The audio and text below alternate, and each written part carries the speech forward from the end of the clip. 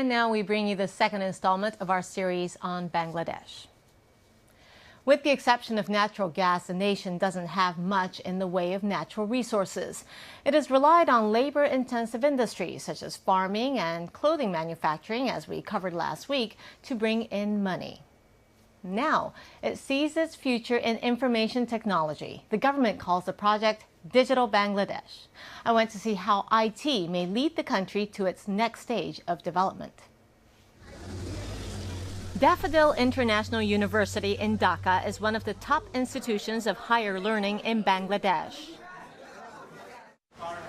It was established in 2002 with a curriculum that emphasizes IT education.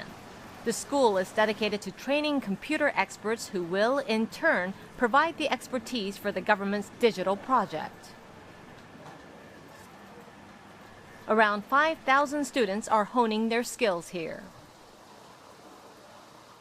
After graduation, I would like to go some networking company. I think that for the betterment of my country and for the betterment of the world, it is very necessary to do something good in technological field. One of the attractions of information technology is money. It pays better than most other jobs in the country. More than half the population of Bangladesh is 25 or younger. Their energy and intellect will be what drives the progress of the industry. Our basic target is to develop our students for the job market. Government and other international body give the more emphasis to develop the skilled manpower on the basis of the IT. Human capital is one resource that is plentiful in Bangladesh.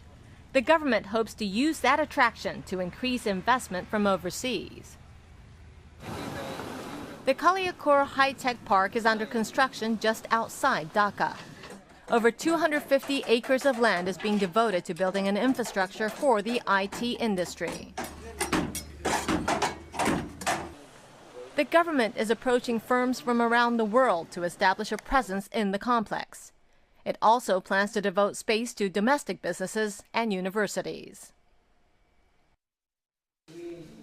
The head of the country's Information and Communication Technology Department believes homegrown companies will learn from their neighbors, allowing them all to prosper. We want to create capacity among our people, so many companies will be coming here, training our people. Labor cost or skilled manpower cost is 1/3 of many other countries. Even if you think about India, it is 1/3 of their cost.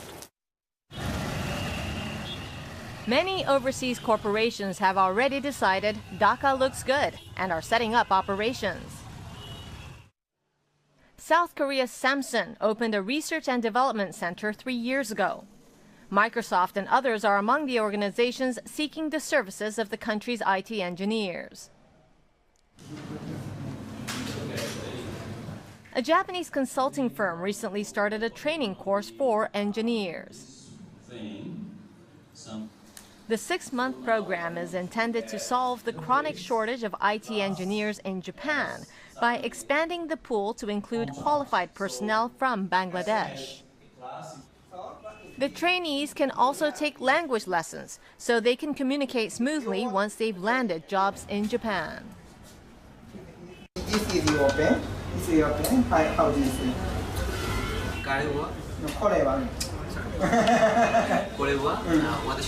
Yes, very nice. Bangladesh is drawing attention as the second source of IT experts next to India. The people are quite similar in their strong aptitude for the sciences. Those in Bangladesh aren't just looking to big corporations. Riyad Hussain launched his own company in Bangladesh last year. At 31, he's become a well-known success story. He had studied in London before coming home to update the advertising business. His company specializes in digital marketing, creating digital ads and using social media to expand the reach. They're much cheaper than conventional media, making them affordable for small businesses. Don't take me wrong, because that's good.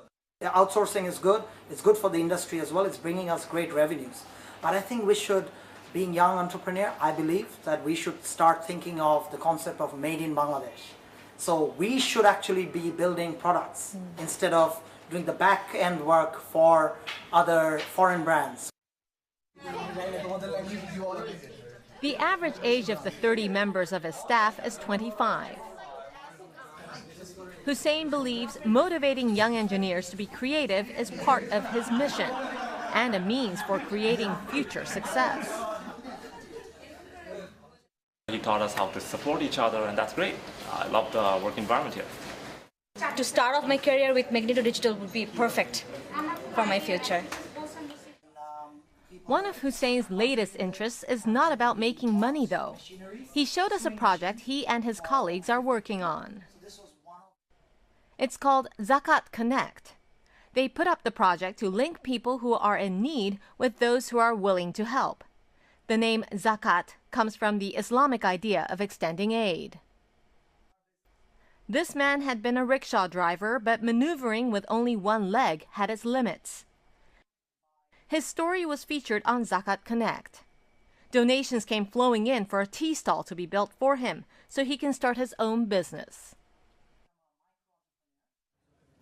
Results like that reinforce Hussein's conviction that information technology opens up avenues for change. Connecting that Islamic concept with the IT industry. And that's what we believe in. I think the IT industry, we just need to find out ways to plug in the IT solutions to different things, and you'll get a much better world. The government is relying on the Digital Bangladesh project to move the country into the ranks of middle-income nations by 2021. Information plus technology equals opportunity. The equation seems to be working. And next week, we'll have the last of our series about a university for women. Scholarships are providing women who otherwise might not have accessed higher education to expand their horizons.